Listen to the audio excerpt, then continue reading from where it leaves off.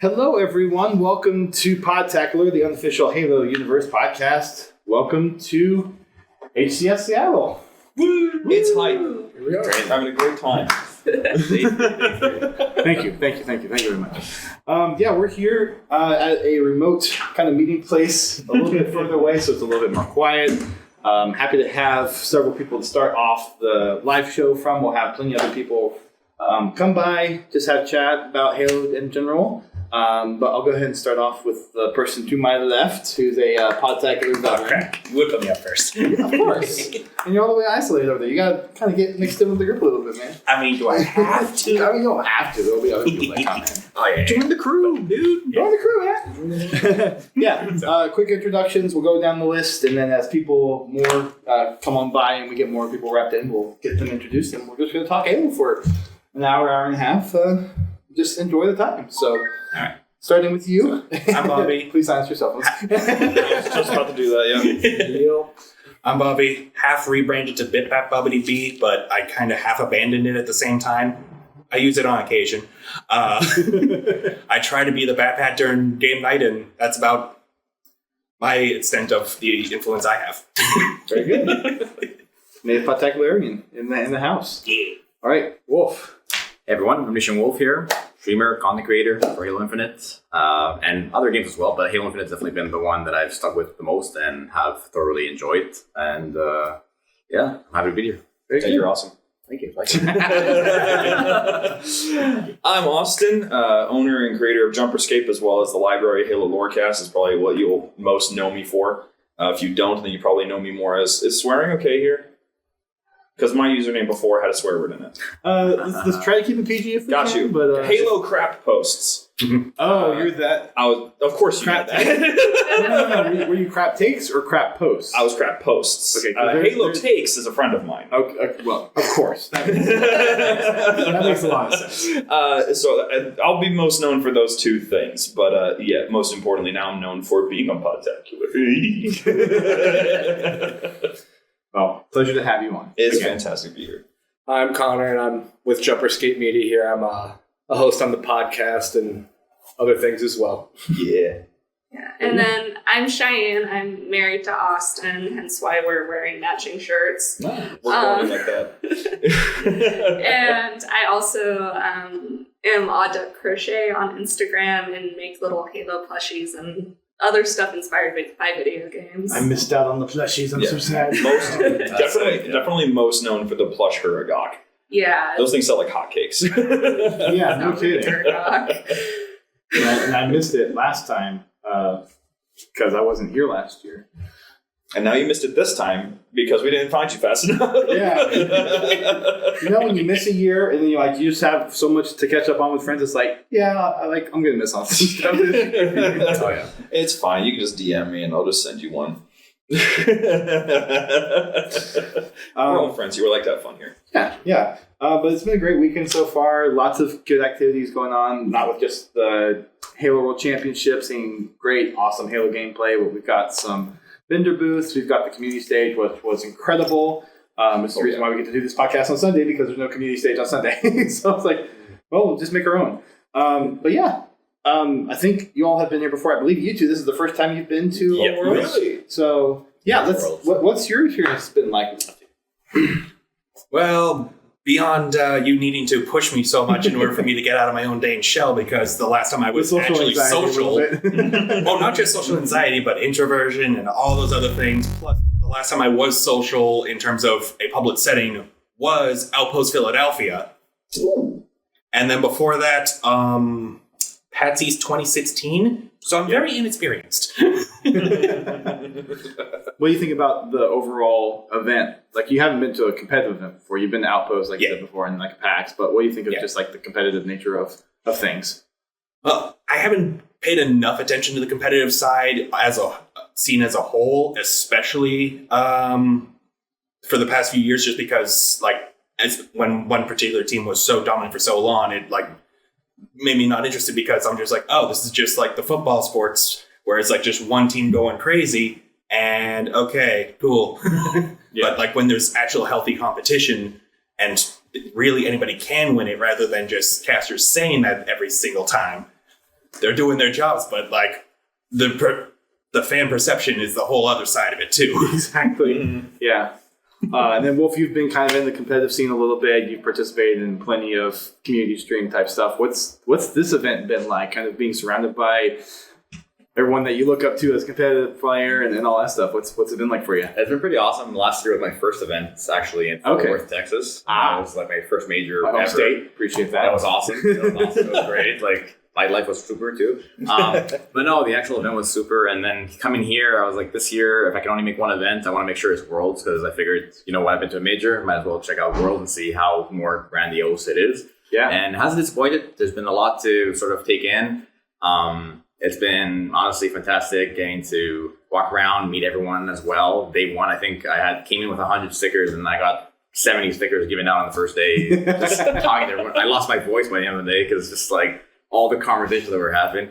The collector space is real. It's crazy. It's crazy. And I came home with that many more stickers. It was insane. Like stickers particularly. Yeah, it's like a trade show. Yeah. It really is. There's so many things, and like I brought my own set of things this year. First time I've done anything, but you brought stickers. You had the Virtual Plus this year, We had a plus bunch few of other stuff. things, stickers, and Yeah. I just handed out the last of our bows at the entrance because I was like, okay, we still have a bunch of these, and there's totally going to be people walking in like, I want to rep my favorite team, but all I've got left is complexity. I wonder what that says about complexity more than just your bows. The bad thing too is that there were only 2 complexity bows. Yeah. Oh, It was rough for them this time. I think it's safe to say the top 3 are easily Phase, SSG, and Opt.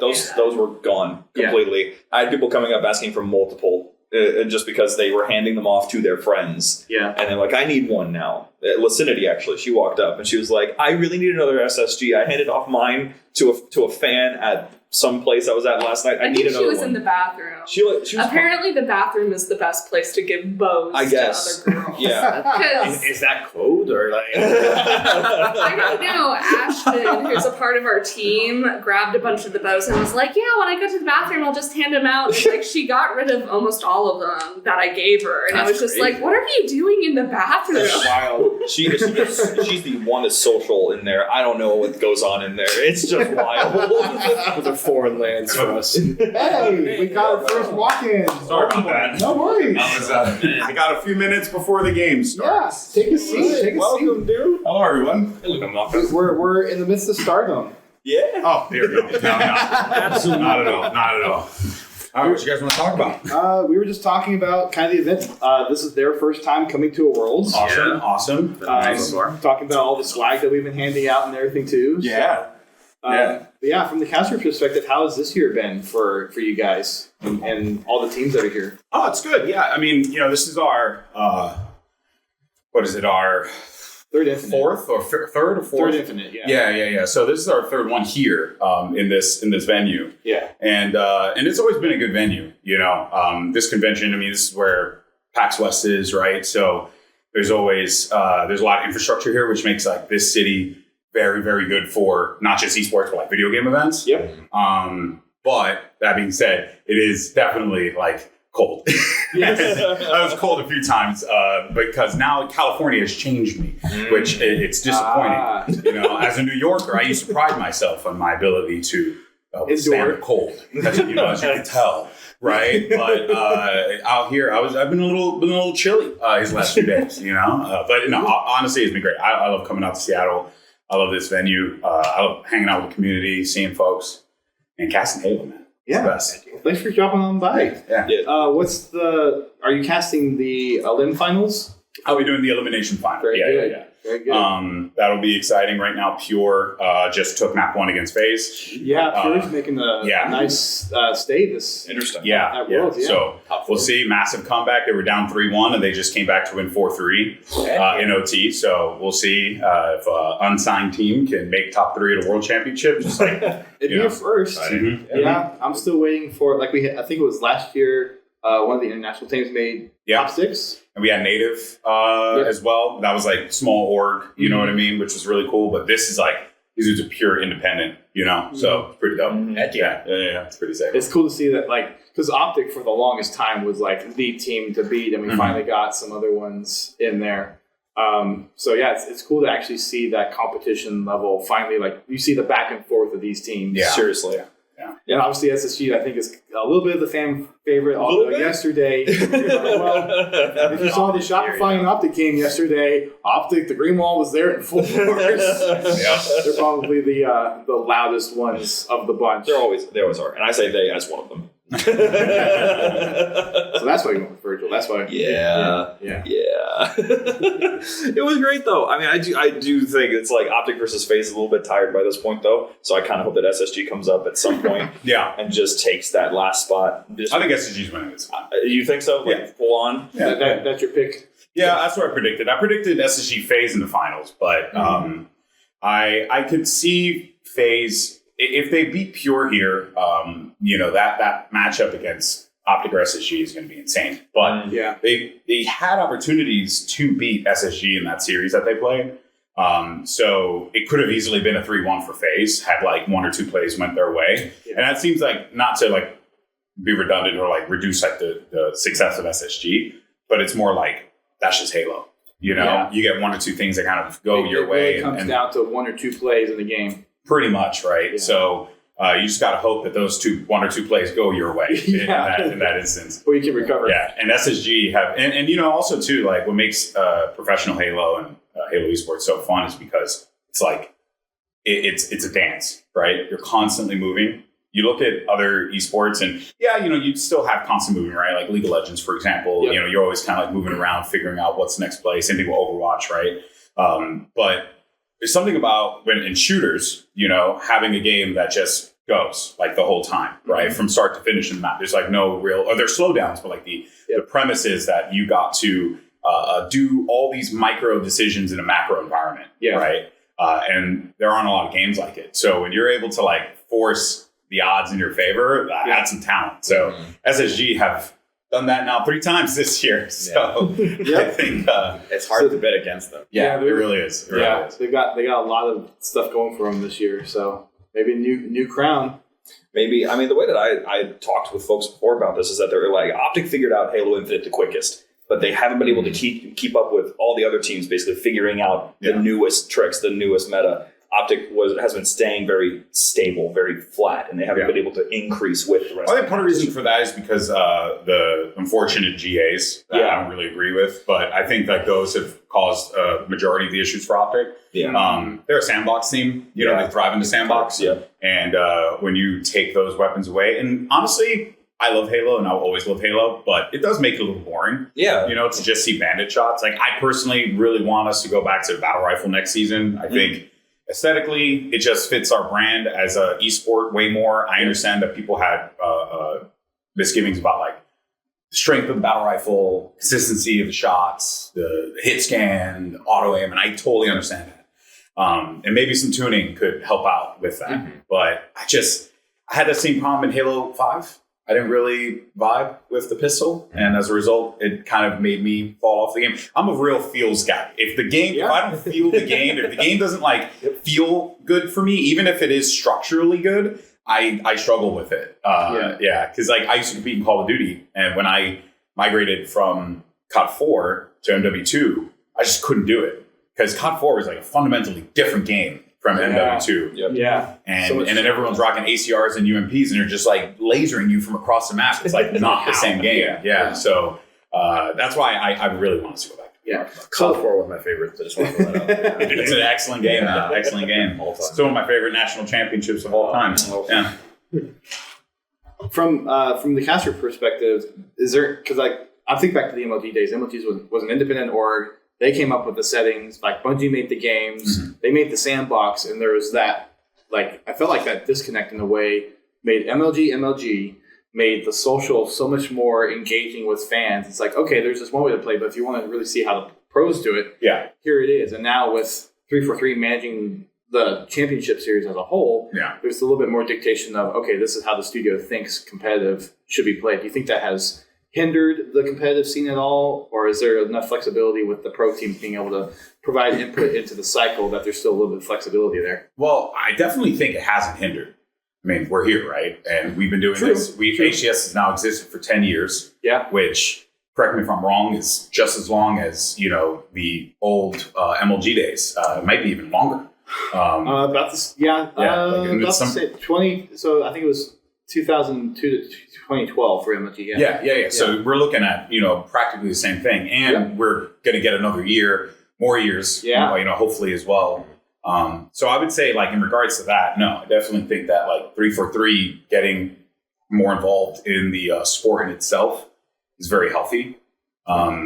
That said, for like settings and stuff like that, I personally believe it should be an independent panel of pro players that, with 343, not just the pro players, but it should be an independent panel, mostly leveraging the experience of guys like Clutch and Walshy, Bravo, just the guys who are like working at 343 that are part of the pro team that understand. Yeah. I mean, look, I talk a lot of crap to Wes all the time, but he's very good at this game, and his the time he puts into it, and he's a KBM player, funny enough now. But really, yeah, he's like full KBM now. But Wolf would appreciate that, I think. Yeah, I'm a KBM guy too. Yeah, controller guy. Oh, you're a controller? Oh yeah. Yeah, I'm a KBM guy. I can't do it. It's a skill. It is a skill. But Halo, it is always going to be a controller game. Yeah, mainly dominated for sure. Exactly. But I do like that we're seeing versatility, diversity. Agreed. Yeah. Especially with the Woodham, for example. Oh my god. Yeah. Woodham Scoob, like, you're so good. Yeah. Like, a lot of great KBM players. And there are going to be more as well. So I think, to answer your question, that I think kind of illustrates why it was a great idea for 343 to get more involved, for Microsoft to get more involved, because I don't think we would have had the growth and the progress that we would have had otherwise. Because, a lot of people don't really pay attention to stuff that happened back then, but like MLG was not making money, Yeah, I think that's and MLG's whole business, not to disparage those guys, I'm not trying to, I'm just being honest. It's like, I think the world of a lot of them, but they making money in esports is very, very hard. Yeah. And back in the early 2000s, making money off of a license that you have no rights to, and you're running thousands upon thousands of dollars worth of tournaments. Yep. Sponsorships. There is a reason why a lot of those institutions folded or started leaning further into working with Call of Duty and getting bought by Activision, Blizzard, doing the Overwatch League, things like that. Why Riot takes their esports in house. It's very hard to make money in this industry. So it being with the publisher is a blessing and a curse, but it is for the most part a blessing.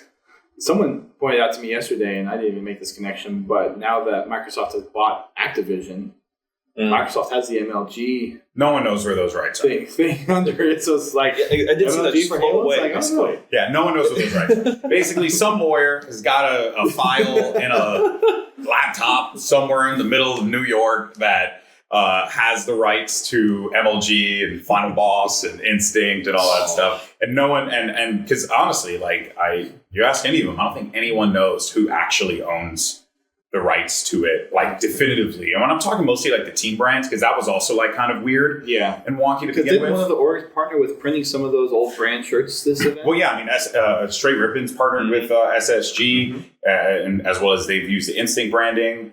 I think we also saw someone with a Final Boss. And Final Boss is all over the place. Yeah. So I gave away my OG Final Boss shirts. Yeah. When Magic was the team captain, and people were ecstatic this morning when I pulled that shirt out. I mean, there have been some people walking around. Do you see the guy with the Walshy Canetto, Walshy's my homeboy shirt? No. He's a dude got the Walshy Canetto first drop. When he did his clothing company all those years ago. Yeah. And he walked around and just had all of us sign it. And people have just been rolling in with history. And I think that really think about this for a minute, right?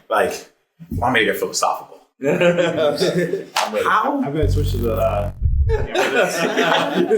Zoom. How incredible is it that we're in a time where Halo has had a 2-decade history of its sports existence. And that is something that not a lot of esports can say they have.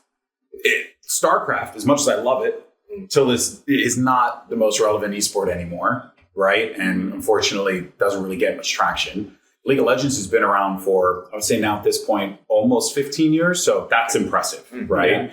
Dota, I would say around 10, CS as well, right? But for a console esport that honestly had its heyday in the early 2000s, literally when we were calling everything extreme, we were spiking our hair and there was neon everywhere. I spiked my hair, yeah. And I wish I had hair to spike, but we have a legacy. We have a history that is like not common in esports right now. And I don't think our community quite understands or can like reconcile with that because there's so much history in our sport. All those banners that you walk under as you come into the event. Yeah. All the way back to 2000. Very few esports have that legacy, you know? Like in Valorant, we just started to get those stories, those narratives that like, oh, this happened 3 years ago. Whoa. Right? In Halo, I could talk about Lethal's incredible run back in H3. In H3. That was 2000 what? 9? Yeah. 8 or 9. That was 15 years ago. Yeah. So I think it really is incredible how perspective. Yeah, but you know what though? We should all be so blessed to have the ability to be able to have seen this thing that we have loved for so long. I mean, think about how long freaking Podtacular's been going on for, man. It'll be 20 years next year. Yeah. So it's incredible. Yeah, you know, like a lot to be proud of, man. And I think like stuff like that is really fucking cool. Like, I genuinely think stuff like that. We get one. We took our one, so that's it. Just PG-13. But real talk, man. Like, it's incredible how far our sport has come. I mean, we literally just had a legend walk by us in Gilkey. A little legend just walked by us here. We have legends playing on the stage right now. We have seen the first EU player to break through the mainstream and make it in a manner that we hadn't seen before. KBM, Latin America popping off this event. I mean, it is a really freaking cool time to be a fan of Halo esports. It really is. Yeah. It's dope. That's you dropping some wisdom. Sometimes I got to take a step back. I've been doing this since 2011 or 2010. I don't remember. I got married in 08. I was like 2 years later. So yeah, but I know at least you were doing it during the it was 2011. It was MLG Providence National Championship Black Ops 1. Okay, and I didn't appreciate it then. You know, I was like traveling around, going to all these events, working all these gigs. You see me drained. Show. And I don't really take a moment to like sit back and like smell the roses and like appreciate like what it is that we're doing here. You got to co-commentate with The Rock. Yeah. Okay, wait. I never saw that one. It's a TV show on Titan Games. You could check it out on Peacock. Okay, that's funny. If you like WWE, probably have a Peacock subscription. So it's on there. We've got it. But yeah, so you know. I mean, I'm not biased, but he's definitely my favorite caster ever. Thank you. I mean, that's the but thing. you're not biased. No bias. I do appreciate it. The way that I see it, just because I don't do a whole lot, I don't interact with these sports as much as I do the rest of the community. I listen for the recognizable voices. You're the most recognizable one to me. Thank you. I appreciate it, man. It's crazy because like people think that I was in Halo from like the H1 days, and I wasn't.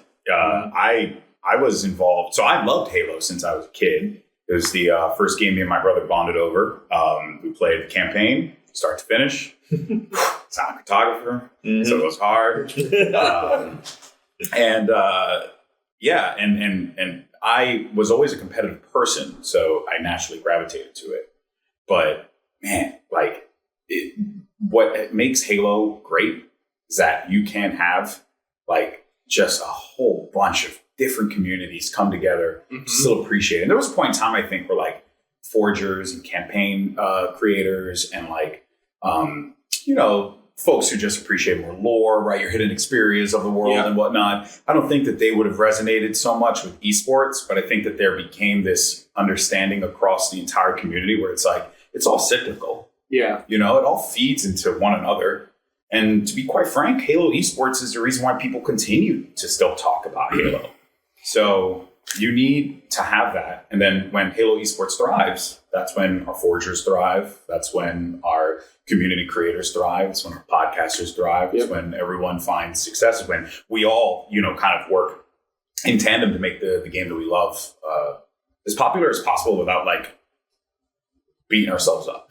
And I feel like Outpost, I mean, granted, I think a lot of us wish it would come back, but I believe that was from just kind of how I've observed the community, kind of that turning point for a lot of people to say, there's all these worlds within the Halo community, and Outpost was the place where everything just collided. Yeah. And I've seen a lot more, like kind of what you were talking about, like back in the Halo 3, Halo 4 days, you had your forgers and custom gamers. You had your lore people that was playing campaign in the books all the time. You had the 405th.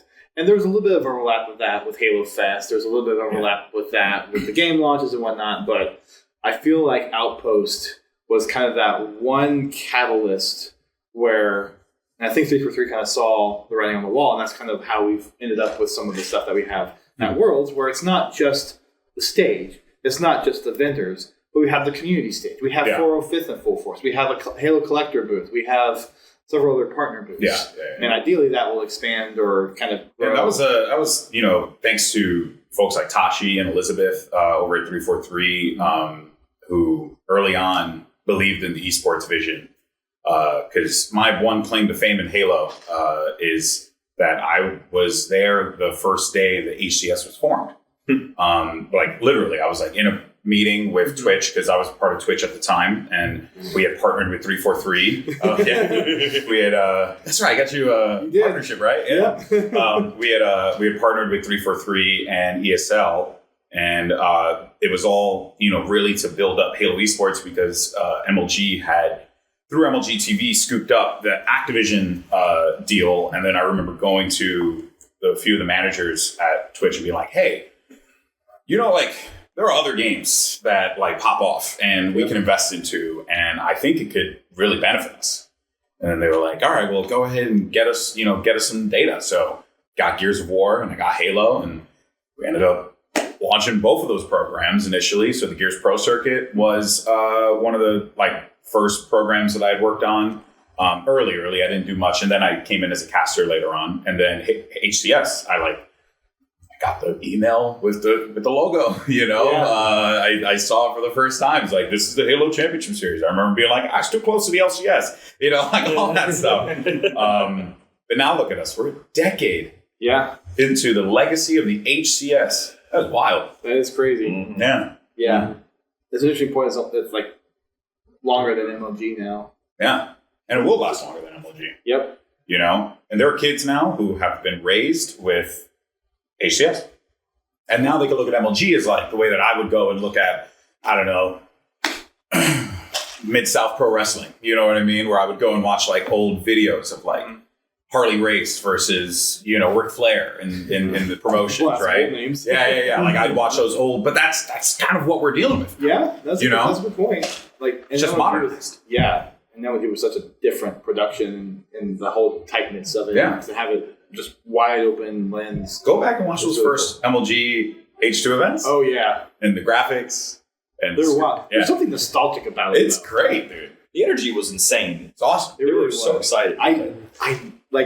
I get in a venue like this, it's hard to do it, but I miss the bleachers. Yeah. I really miss the bleachers. I know MLG was a smaller scene back then, and it was everyone kind of piled in. You had you just felt the intensity of everybody and how everything was staged. Yeah. And I get things that we've done a little bit more professionally now, but I kind of miss that kind of Coliseum feel of these are the titans of Halo going against each other. Dude, the ceiling's high enough. I mean, Let's do it. I think we were just talking about this in SLC, me and Gaskin, because we were like, man, it'd be really cool to go back to the Coliseum, you know, to like the arena look.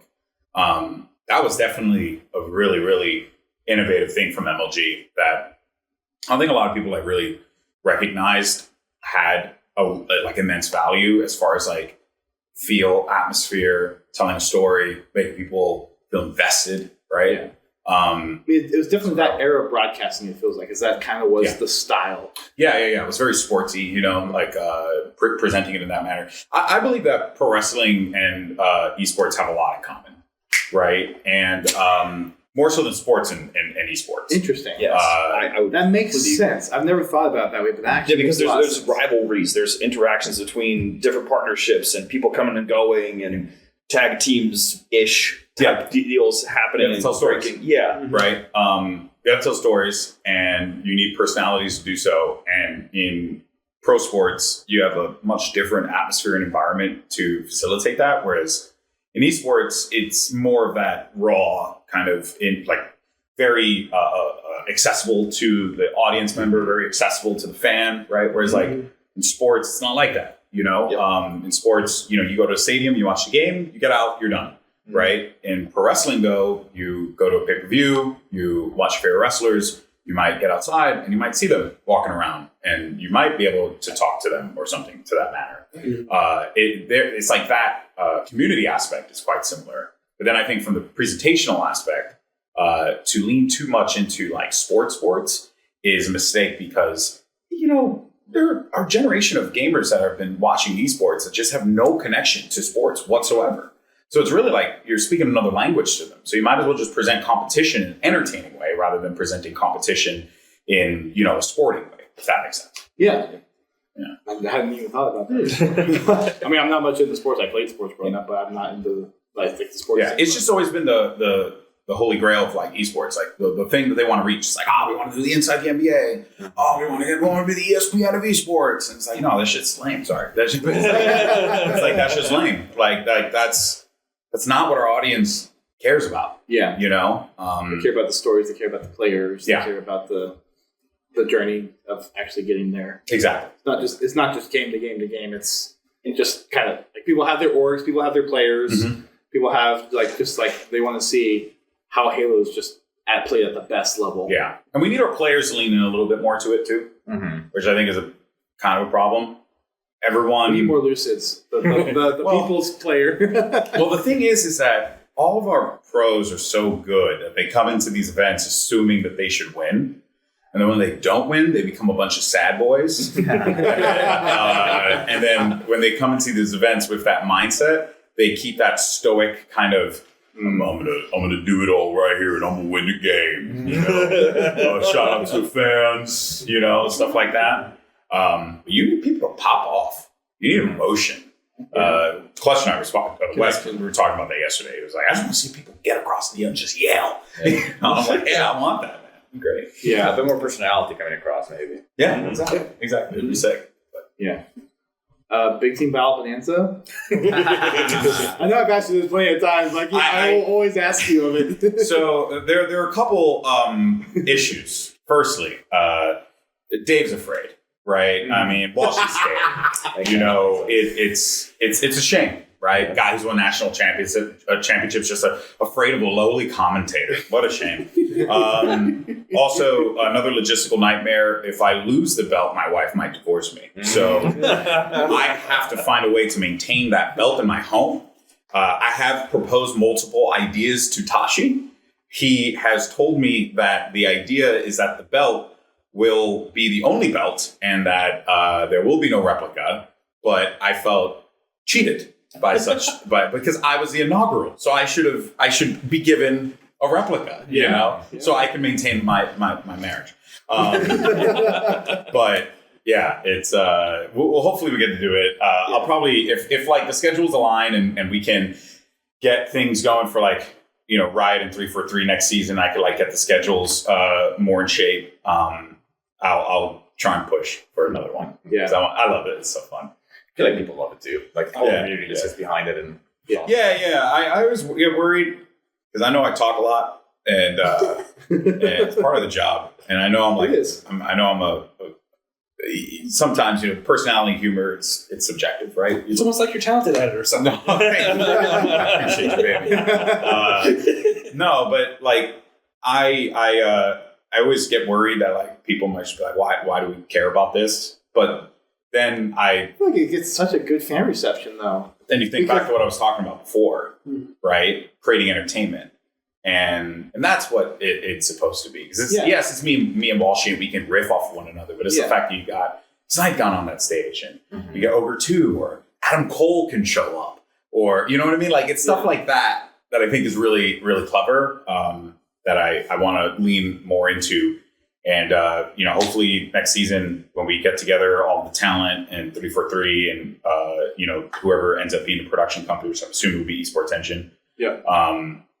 Hopefully we can get together and talk about how to make the show more dynamic and just even more fun than it already is. So, yeah.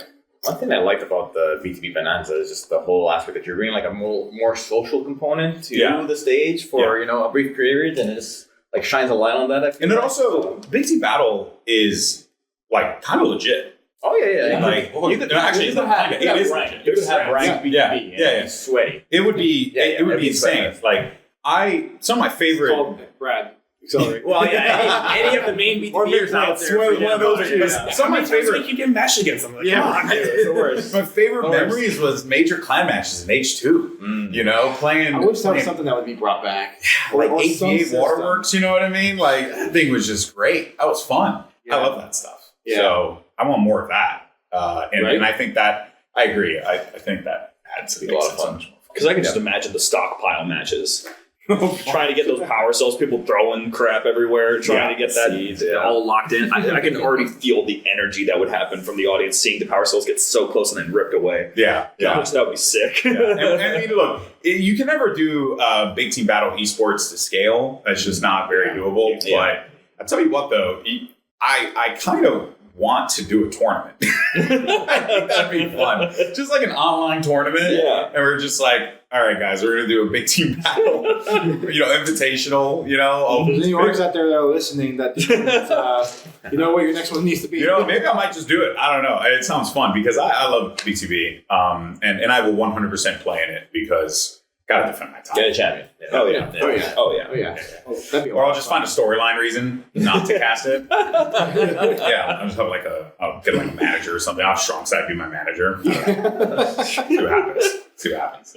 Yeah, the last Forge Hub forging contest for Halo 5, we actually partnered with them to do a Fiesta style match. So we actually sponsored the Fiesta side of the tournament. So maybe we work with the Falcons or Forge Hub to do a BTB type of tournament. Yeah. Bring, I guess, 16 teams would probably be good with that, like 16 times 12 people. I would never want to do it in LAN, but I would definitely want to do it online. That would be fun. That'd be a lot of fun. Yeah. But 1-1 in the score, by the way, just so in case you guys want to know from Pure and Face. It's going to be intense. Yeah. It's I think what makes all those things really fun too is that it kind of, to the point that you guys were saying, which is like it incorporates different elements of the Halo community in a manner that hadn't traditionally been present before. We would do like these events and it would always be like, 4v4 esports, competitive, the best of the best. But I think the turning point for us was South by Southwest, the South by Southwest Invitational that we did. Oh, yeah. Because we knew it was a 8-team invitational, small tournament, small venue, very intimate crowd as well. So, and the people who were there were like diehards. They were like diehard fans. So we could do whatever we want. And then when we did that first Big Team Battle Bonanza, and me and Wes were like cutting the cake together, it was like a really funny moment. I think that was when all of us went, an MLG moment. Yeah, and that's when we went to Tashi, and all of us were like, dude, we got to do this again. And then Tashi's like, I know, I want to get a belt. and then we got a belt, and then it just kept going. It kept getting more and more ridiculous. It's amazing. Fox in the chat says Headhunter would be an interesting side spectacle. I actually agree with that. Yeah, that'd be cool. Brand new motor. People do like seeing toss-ups away from things like Slayer and all that. I think that most people really latch onto those objective modes a whole lot more. And even the players. There's one guy I hang out with a whole lot, a guy by the name of Milkshake. He tells me all the time, talking about how it's like, the objective modes just feel more interesting to play. They take a whole lot more. I love Slayer. I'm a good Slayer on my team, but I'd rather be the Slayer while my guy goes and holds the flag. That whole thing. Well, it's interesting because I think you see two sides of talent when it comes to Slayer and objective, because Slayer is just like raw skill and movement and map control. Yep. And like pros have that down to a T. And kind of going back to what you were saying, you have those 1 or 2 plays that really tip the scales for a Slayer match. In objective, it has a little bit more leniency. It's a little more fluid, and the dynamic in objective has almost a character to play in that specific game. For sure. What I love about Halo more than anything is that every game mode's an objective game mode, contrary to what people might think. I mean, true, Slayer, you have many objectives, right? You always have many objectives you have to accomplish, whether it's like, I gotta get in and get the rockets. I gotta get in and like if you're playing on pit and you want to have control of the map, what do? You got to get on top of the tower and you have to hold that. And those are like micro mini objectives that like happen throughout the game. But you're so right in that the objective and the objective gameplay, especially the flag, the ball, like having a character in of itself, right? And the things that you have to keep in mind is like you're playing those objectives. It's what makes Halo such a uniquely fun game. Yeah. And there is nothing like it on the market. Plain and simple, right? It is a one-of-a-kind type of game, while at the same time feeling infinitely familiar because literally every single FPS game that is, no pun intended, but every single modern FPS literally was inspired by Halo and what it accomplished on consoles. So, it is the benefit, I think, of the game that you can really do some cool stuff with it, right? And that's why we've had so many fun game modes, like oh my God, John on the H4 one. Dominion? Was it Dominion? Or Ricochet. No, well, I actually did like Ricochet. No, it was the bomb one. I forget the name of it. Extraction. Yeah. Like Extraction. I can imagine the thing is, what's the name of it? Yeah, I couldn't think. And what are we doing here? The only thing with a fancy animation. But I love that that we're still innovating with game modes as well, right? Even in Infinite, how they, I think, made the best version of Oddball ever in this game. And King of the Hill too, I think. I think both of those are their best. Yeah, with it being like holding it for a specific amount of time. So you have the 4 minutes, and then it's like the timer's paused while someone's in the hill. So there's really that. Yeah, there's really that time tension in that last 30 seconds. Yeah, well, that happened yesterday during either the Pure Cloud9 or SSG and FaZe, where it's like whichever one had the reset. I think it was SSG and FaZe. Yeah, where one team had 2 hills and they just played guard to prevent the other team from getting in the hill. Yeah. So there's a new dynamic to it, but I feel like that we've had so much history with competitive Halo that it really has driven to, I think, probably some of the best of the modes that we've seen so far. Yeah, like Strongholds in H5, and that was so good that they just changed nothing and just brought it out. Exactly. Right. Yeah. Like that game mode, I think, added so much to our repertoire of like just fun titles, because people like domination game modes, but domination game modes suck. You know, like domination as a game mode is not very good, but when you take the concept of plots and you place them around the map, and then you manipulate like how those plots, activate depending on who controls what. That is fascinating. Map control, map rotation. Exactly, and it all just plays right back into what makes Halo Halo, and why not a lot of games can do what, like Call of Duty can never do these types of game modes because of the TTK, map design, frequency of spawning, like sandbox. Exactly. Weapons, you just can't really do it. But that is also the reason why Hardpoint is so good, though, in Call of Duty. It's very it's built perfectly. Yeah, and they took King of the Hill in Infinite and kind of made it like Hardpoint, but Call of Duty's Hardpoint is like very different. But it's just cool to see them just playing with ideas. Yeah, I think it'd be really cool to see whatever new mode comes next. Yeah, because there's going to be something. There's got to be some ideas people have out there. Or we just bring back Ricochet. Please, listen. I cannot stress this enough. That it was my favorite mode. I played it all the time. Yeah, and then it was just gone. Yeah, and I was so upset for so long, and I'm still upset. It bums me out that like H4 gets like a lot of shit, but it did have some cool ideas in it. It did have some cool maps in it that I did enjoy. Aside from the COD influence, I think if you take H4 as kind of its own product, it innovated a lot on the Halo formula. It really did. It really did. Like Regicide, I think it was a great expansion of that was a great VIP. Yeah, that was a great experience. Yeah. There's like a lot to be said about how these games have just continued to innovate over the years. But I do just like the fact that we are, we have things that work. And then we can lean on those things, and when we want to cycle it out, we can, or we incorporate new ones. Like now, I like that we have Strongholds, King of the Hill, Oddball, CTF, and Slayer as our game modes. I like that we have so much variety in our series layouts. It does create a little bit of, randomness at times, but it's really cool for sure.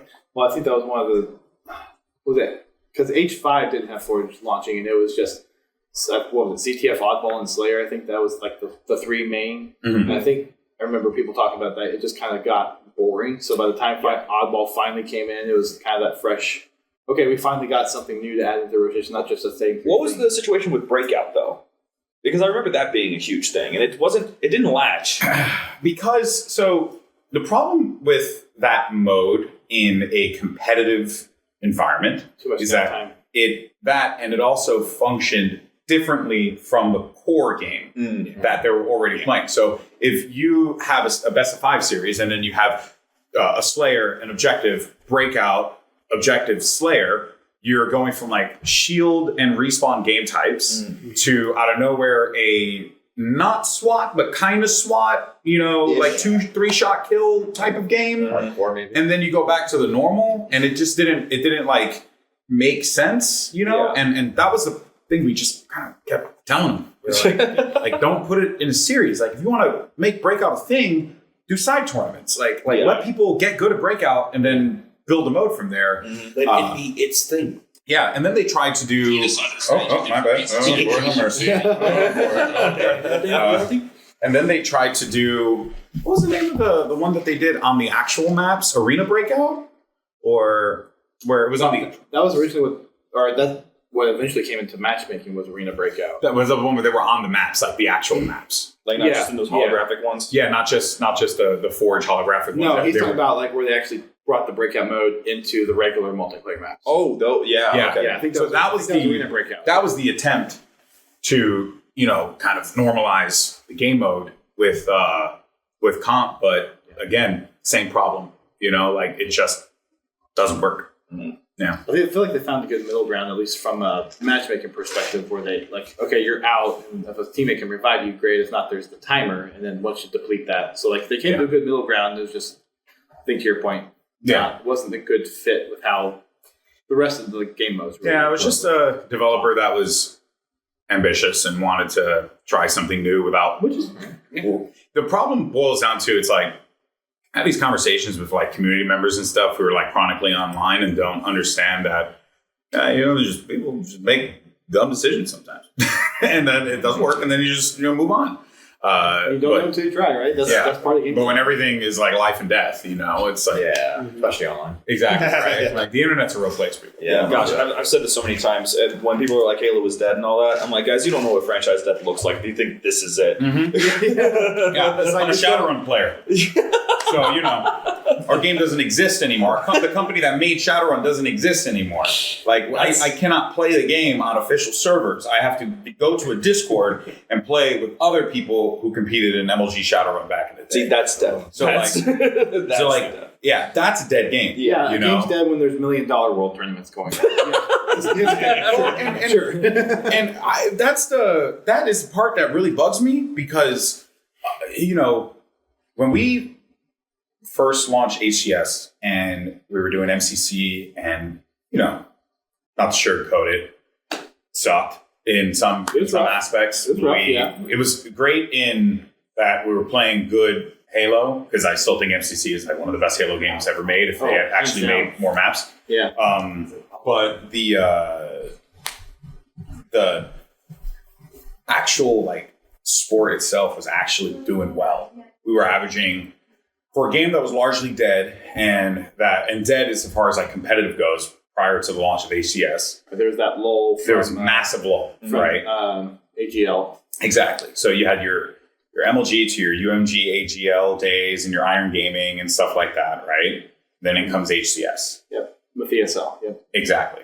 And in those days, fans were looking at what was happening, and they're like, in the rest of esports, and they're like, well, we're Halo, and we're like the first esport that everyone knew about in America, and we should.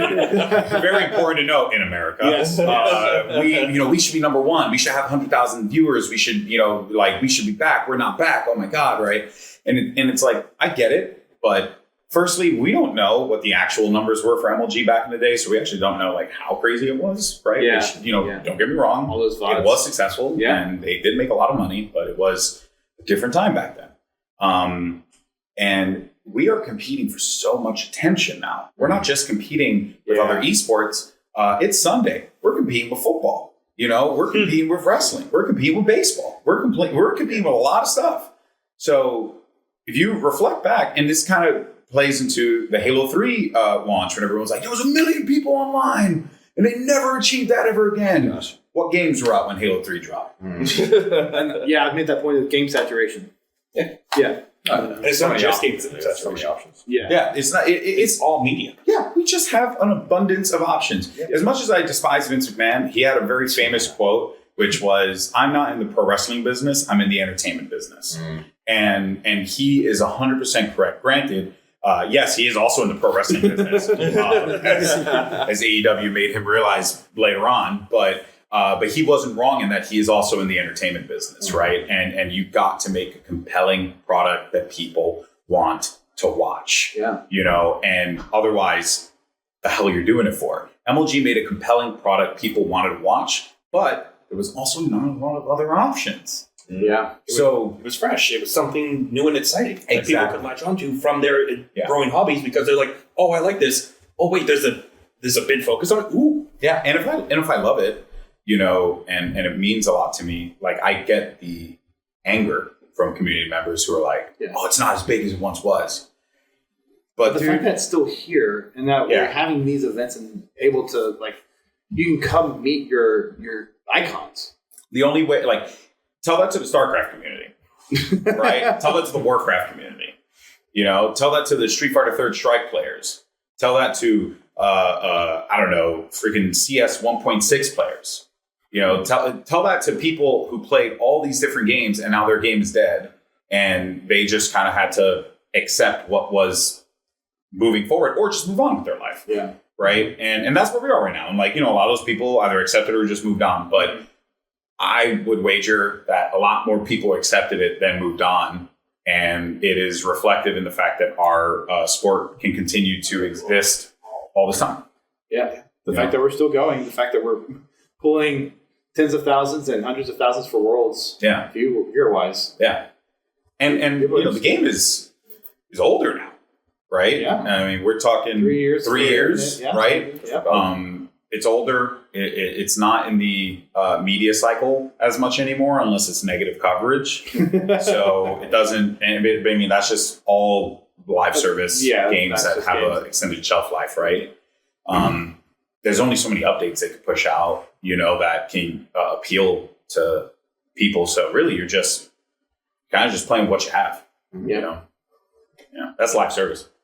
It is, and people will complain about it till Kingdom Come, but it's like at the same time, this is what the industry is saying works. Yeah, and I don't think that live services. I hate live service games, to be completely fair, but I do think that, like, of all the live service games, I will give 343 a little bit of credit because they have like H5, for example, and the that whole Warzone, the point system, the Spartan point system, was actually really good. The rec packs, like, actually were good. That was that was probably one of the best, like, microtransaction type systems, I think. Because you got everything eventually. Yeah, and actually, probably my favorite part is just to incorporate into the whole esports concept. Microsoft Store tournaments. Mm-hmm. You could go to your local Microsoft Store and they have these tournaments, what was like every month or so? Yeah. And you could just win platinum packs that were only exclusive to people who won. I'm a proud winner. Yeah,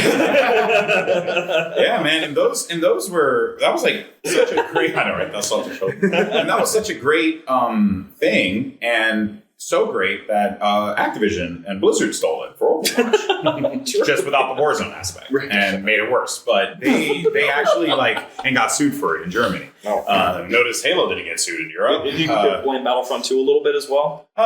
No. Battlefront 2 actually was more of a really, really bad business decision from an EA executive who thought if you paywall Darth Vader, they will come. And wasn't a bad guess, but probably not the best. and you want to talk about dead games? How's Battlefront 2 esports doing right now? Oh gosh, could you even imagine? Yeah, I mean, it would be pretty dope. But, running around as freaking Obi-Wan Kenobi, just chopping them up, you know what I mean? Yep. You know, I can imagine the commentary there. So many Star Wars. He's chopping them down like the younglings. It's crazy. But yeah, I just think like the Miwoks. Yeah, he hates them. But no, real talk. It's like there is a lot to be said about how live service games have negatively impacted our industry, but there are also some success stories. But that doesn't mean it's a net positive. You know, I'm just glad that Halo, at the very least, isn't like that egregious. You know, I do believe that the prices are a little crazy. I say this as a person who hosts the VCT for Riot, and their $100 skins are definitely wild. But it's also like you don't have to buy it. Yep. You know, so there's so many things that still you can get benefit out of the games. I mean, new multiplayer, new lore, and in Halo you gain tons of armor permutations, and now they made it even easier to do it. So it's like, you know, you gotta give them their flowers, right? Enough people don't do that. And I feel like people are so keen on hating on something if it's not exactly the way they want. It's like, well, first of all, it's 343's game. Yeah. You just get to enjoy it. And if you don't enjoy it, you're not obligated to stay with it and keep going. Like, you don't have to torment yourself if that's not You can't let perfect be the enemy of good. Yeah, there's so much saturation. There's other options if you really actually want other options. More importantly, if you really are one of those veterans, MCC's right there.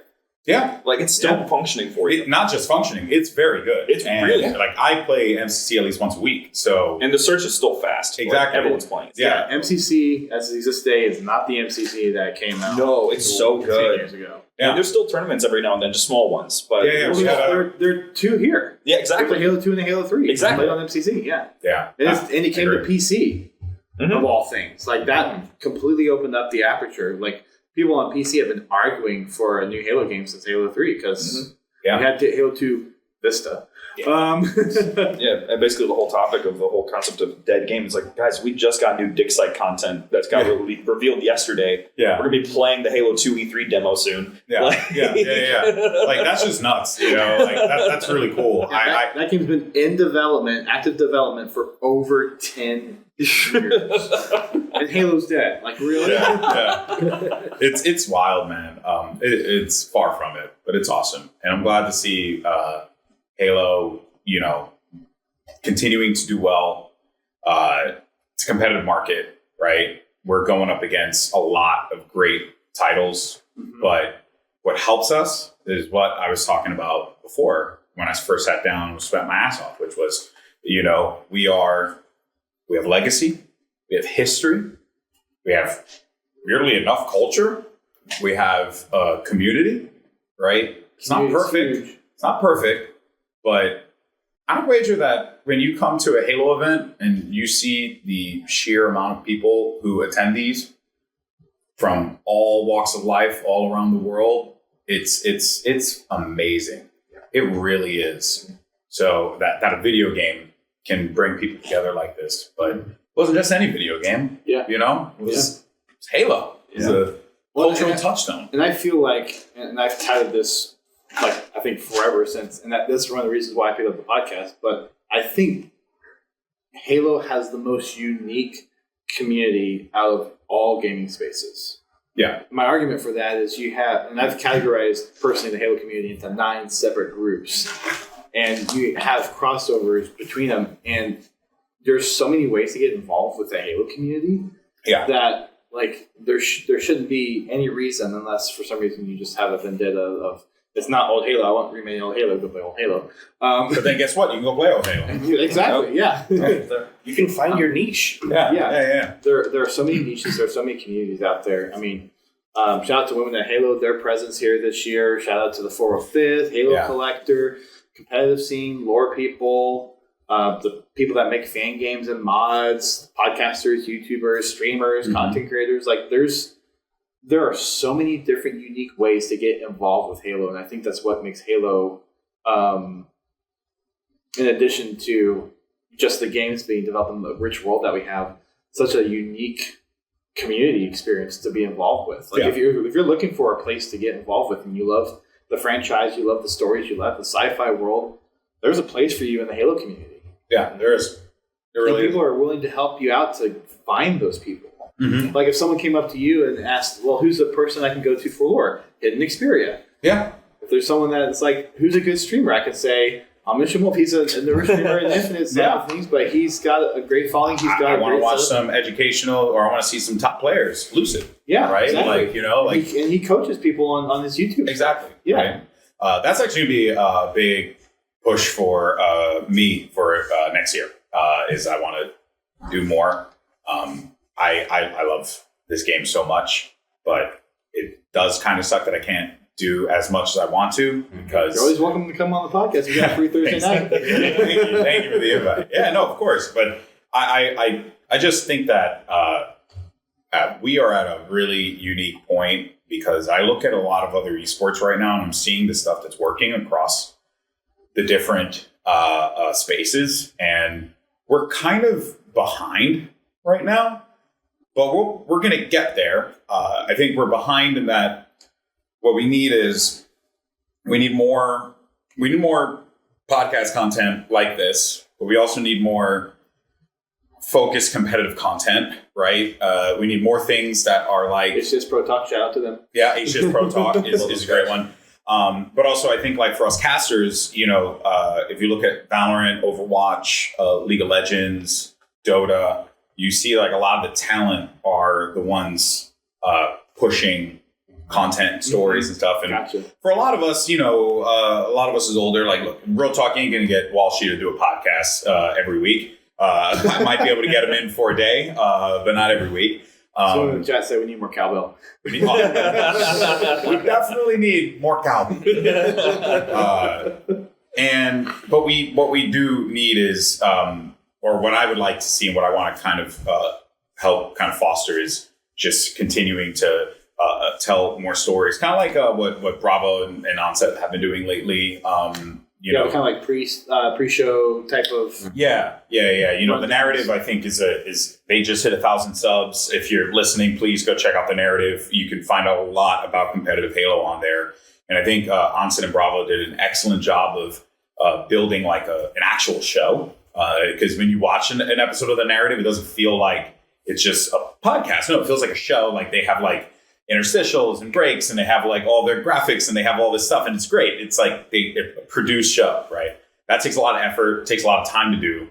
So, if Halo community can support initiatives like that, I think it can continue to embolden a lot of other individuals in the community to take those steps, right? And granted, if you build it, they will come.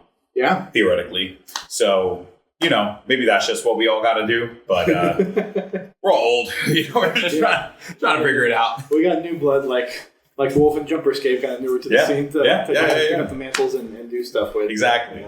Yeah. Which, speaking of us, unfortunately, we got to go. Yeah. But very much enjoyed this. Very much enjoyed talking to you. Oh, thanks. Which, by the way, if you want to chat at some point, we're going to talk with Why Not at some point, because we're trying to do something with him. Yeah. So if I could poke him about poking you, that'd be awesome. Sure. No, tell him he'll let me know. For sure. All right. Thanks, guys. Yeah, of course. Take care, right? See ya. I got a few more minutes, and then I got a boogie to watch the rest of the series. Yeah, of course, man. Just gonna catch up with what's happening here.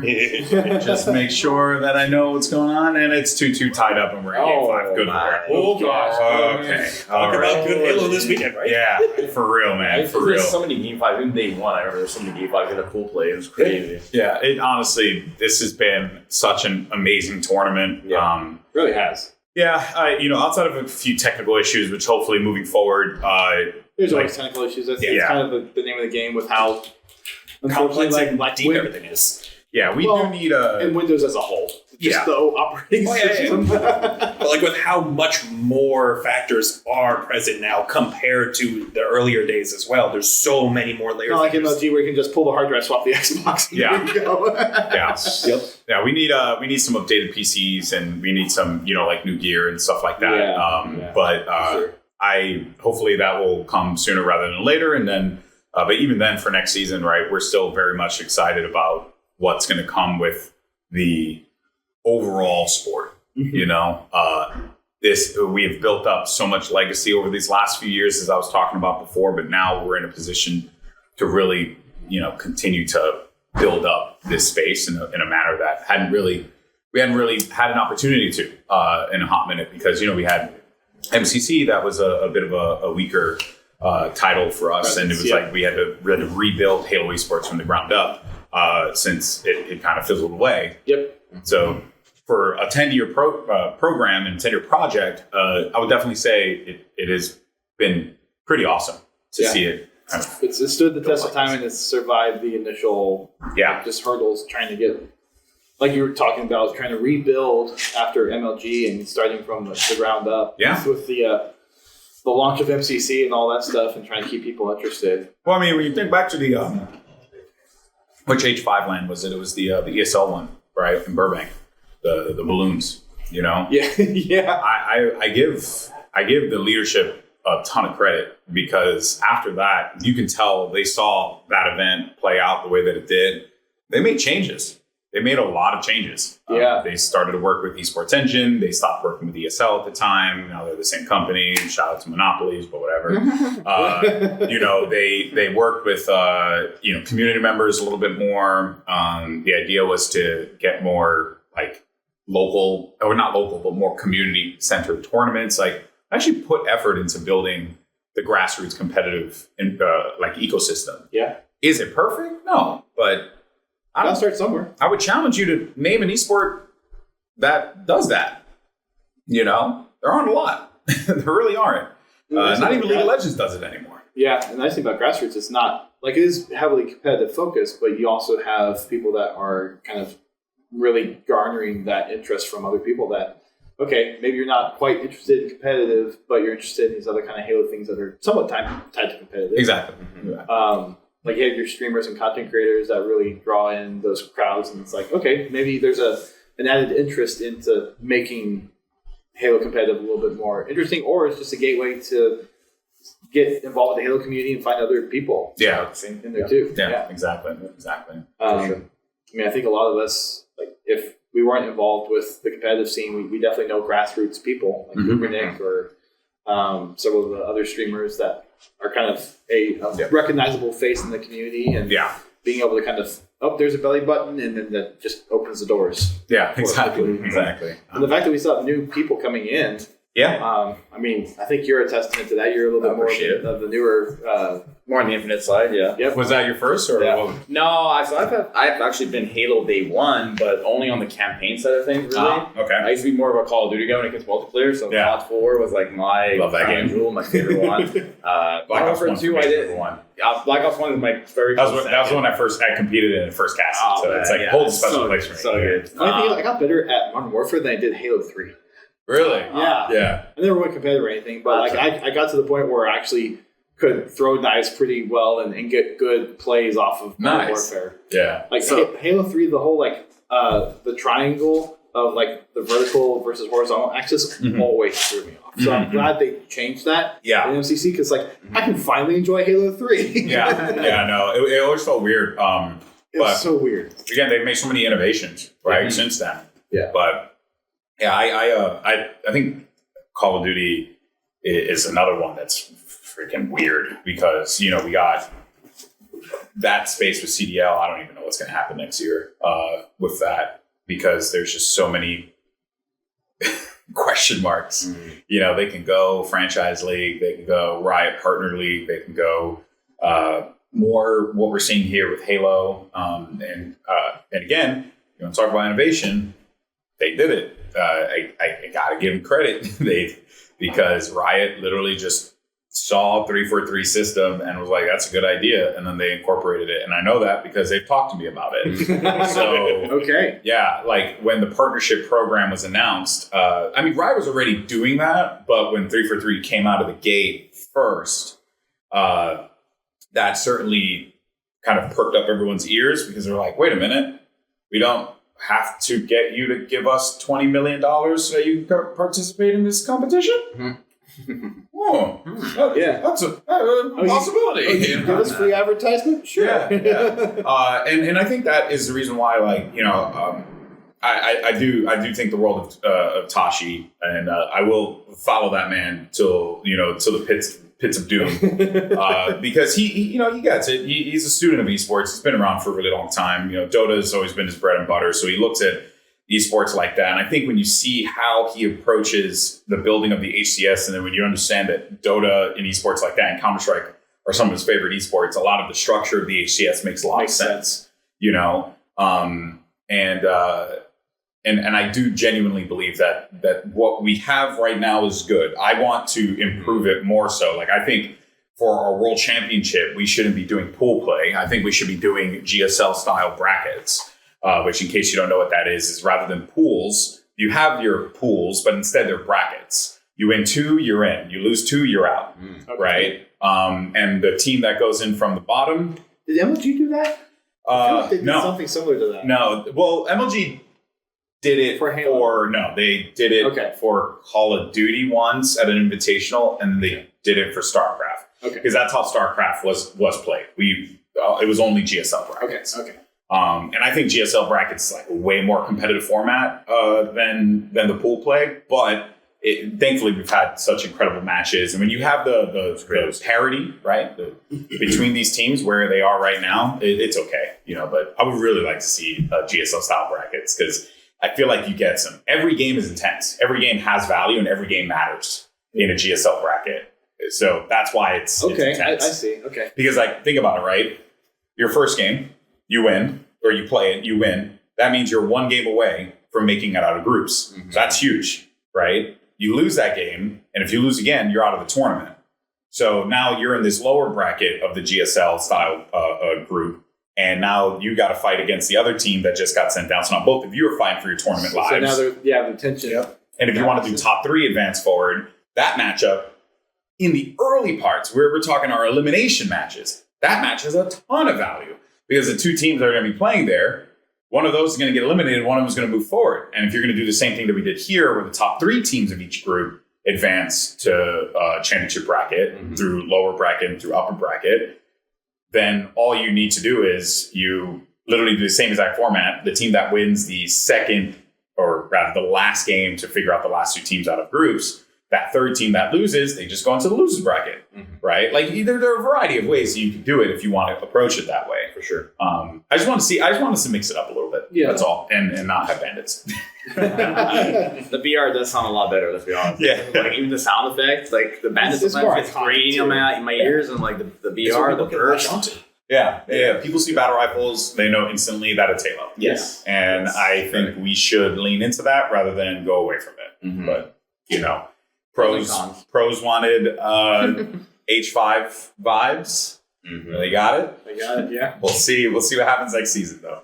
Yeah. Either way, I'll be there no matter what. And so will we.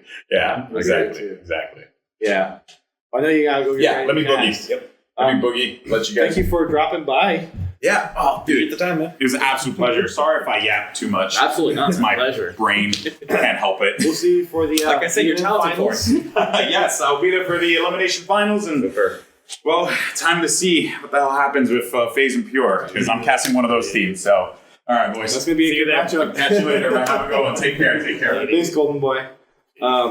Yeah, so I guess kind of to wrap things up, what do you guys want to see from, like, I know you're not in the competitive scene as much, Bobby, but in this kind of your first time out here, I kind of dragged you out here a little bit, but like, I made the commitment on my own, and then you just were like, yes, the corruption is spreading. He has shared the brain cell for long enough. yeah. I mean, like an event like this, it's definitely going to last, but like things to change or things to improve on going forward for? This is worlds for both of you guys. But. Yeah, that's the thing. It's like the first one, coming from Fort Worth, I was curious because I was like, you know what, like Worlds Vibe, I'm curious how much more like grandiose it is compared to Fort Worth, compared to like just a major, I guess. Yeah. And there's a lot more going on. What surprised me in sort of like a good way is that despite it having a lot more happening, I still felt like I was able to get to where I needed to go fairly easy. Like it's the way it works. It's like I don't feel like I have to walk too long to get to like the community stage or the main stage. Like they're literally right across from each other in the middle, like easy to navigate. Why not have like more pop-up stations, more booths? I saw SLC, for example. I didn't attend that one, but I saw that they had a bunch of cool stuff like arcade cabinets, pickleball, like include some more stuff like that would be awesome if the venue could accommodate for that type of thing. It could be a lot of fun for the spectators. More for spectators, I guess, to do as opposed to just spectating. Spectating is a big portion of it. Obviously, we want to check out the games and everything, but if there is even more activities that spectators can get involved in, why not? Yeah. And I guess from a competitive perspective, in terms of like what to see on the stage or the game itself, I know, Goldenboy was talking about BRs and whatnot, and BR is, like, in my opinion, more iconic, and I feel like it's one of those things where you don't know what you have until it's gone type thing, and, everyone was like, BR stays to use and all that jazz, and I really do enjoy the Bandit as well. And what's sad for me is seeing these GAs with the shotties and the ARs and all that jazz, because I'm also a big proponent of using the sandbox. Yep. And I would love to see like some of that expanded to see like maybe Ravagers all of a sudden make their way to Robocom. Who knows? Yeah, exactly. That's probably gonna get GA'd. Bulldog. GA'd real quick though. But anyways, and you don't know until you try it though. Yeah, exactly, right? Yeah. Give it a whirl, I think one thing that maybe you had mentioned, I can't remember who had mentioned it, but the whole I think it was maybe Goldenboy, the individual panel with pros and 343, that could be a very good step to just understand what the pros want and maybe have just that different sandbox for rank. Like just make it happen, and then that way everyone's happy, everyone's using different weapons as opposed to the same grinding bandit sound that you keep hearing, To be fair, it does have a nice, obviously the BR thump is iconic, but the Bandit does have a nice deep thump. It is satisfying, and I think the big concern that you hear pros and everyone else talk about a lot of times is the fact that, Bandit, single shot, you have to be accurate, so you get full damage, and when you team fire that, it's very oppressive. Yeah. Whereas I feel with the BR, you have to hit your burst, right? And yes, it did have the longer zoom, but you were able to sort of, if you have to sprint from, trippy box on recharge to the stairs, then you can make it in a BR gunfight and take that damage and still make it through. Whereas if you're getting team shot with a Bandit, most of the time you're actually dying from that, despite having the lower zoom magnification on recharge, for example. Yeah. I would love to see, personally, and I don't know if that would ever happen, but I would love to see some maps have Bandit starts, some maps have BR starts. Why not? That would be interesting. Or some modes. Yeah. Maybe perhaps mode or map, yeah. And then that way, for example, Forbidden, which in my opinion should be a BR map, have BR starts on Forbidden as opposed to Bandit starts or something of that nature. But I don't know if we'll ever see that. It seems like there's always going to be one main starting weapon. But from an event perspective, I've really enjoyed it. I don't know how it compares to previous years or any of that jazz. But there's definitely lots to see, lots of people to meet. That's been the best part of the event, personally, is just getting a chance to meet all of you and saying hi to everyone and being like, oh my god, I know you from so and so, I've seen you online, oh, here you are. And most people, I would say 99% of them have been the same as they are online, which I think speaks to the community itself too. The Halo community really is, like you mentioned, one of a kind.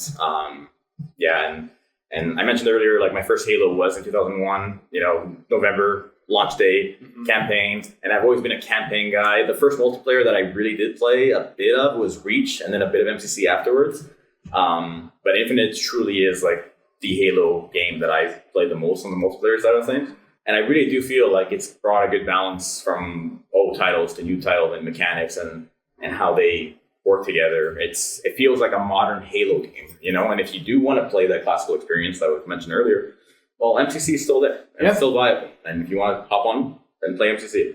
But I understand that not everyone's going to be happy. Some people want that classic Halo experience still. Yeah. And there are modes you could do it in customs and whatnot. Maybe down the line, who knows? Maybe there could be a real throwback playlist that's not just the H3 maps, for example. It could be H3 maps plus the classic movement. as its own separate place and see, how many people navigate towards that, maybe. Yeah. I don't know. Just a lot of ideas. There's Yeah. plenty. I think there's plenty of potential. I think one of the challenges with Worlds is because it's mostly driven by 343 as an org versus the ones this year were org-driven sponsors, so they had the option to really customize the feel for the fans that are coming and add all those experiences. And I was talking to someone, it may have been Pro Joker or someone, but like just the convention space itself is expensive. So for getting a booth space, it's like I imagine. So it's like, I hope 343 takes a little bit of initiative for oncoming years, because I feel like compared to the first year, and if memory serves me right, it feels like the space is a little bit more empty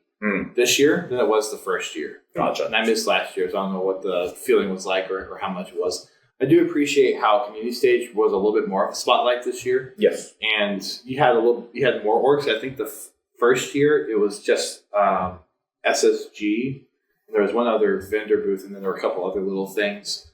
There was the troll worms. There's some other forging type little stations. So there are a lot more of the sponsors that were there versus just the orgs that are here. And I think the only other sponsor was Oats Overnight, which was a sponsor of SSG. But there's no other sponsors. So you don't have those booths. It's like, okay, well, this feels a little more empty. I mean, granted, I like having more space to not be crowded with people. Yeah. But at the same time, it's like, okay, it didn't really feel like there's a lot. A little bit more to look at. Other than like, okay, you go by your booths, and then there's the community stage, and then for people that wanted to comp, there's the 5 different side tournaments, and then there's the main stage. But yeah, felt a lot more emptier this year. Not to say that it's a bad event, but no, I definitely noticed that, like, especially towards like the I can't remember the other section there on the right, the main stage. It just feels like there's a lot of room there that you can probably populate for sure. Yeah, for sure. So I hope they built that out more and actually bring more in to do. And it'd be nice for them to bring some outpost type stuff in, like the.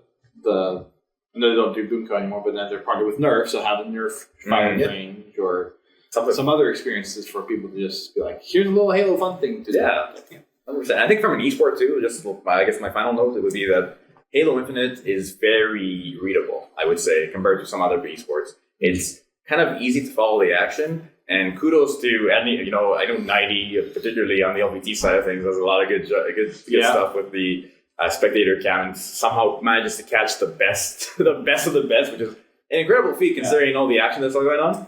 But I do feel like Halo Infinite is very readable. I played a lot of Rocket League back in 2016 to 2021, I would say. Okay. And Rocket League is very accessible too because everyone knows it's soccer with cars, for example. Right. Halo Infinite, maybe a little bit more complex than something like Rocket League, but I do it from an objective perspective and what you're seeing on the map, what like the engagements that you're seeing.